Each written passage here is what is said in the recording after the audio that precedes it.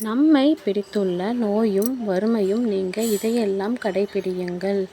பிரதோஷத்தன்று சிவபெருமான் கோவிலில் உள்ள வன்னிமரம், வில்வ மரத்தை 21 முறை வலம் வந்து குறைகளை கூற நல்ல பலன் உண்டாகும்.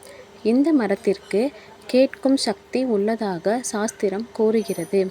பார்வதியுடன் ரிஷபரூப மூர்த்தியாக காட்சி தரும் சிவனை பிரதோஷம் அன்று வழிபடுவது 1000 அஸ்வமேத யாகம் செய்த பலனை தரும்.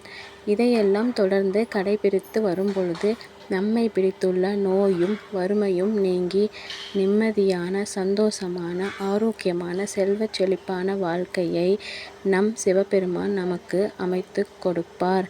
தென்னாடுடைய சிவனே போற்றி, எந்நாட்டவர்க்கும் இறைவா போற்றி, காவாய் கனகத் திரளே போற்றி, கைலை மலையானே போற்றி போற்றி. ஓம் நம சிவாய. சிவாய நம. திருச்சிற்றம்பலம். தில்லையம்பலம்.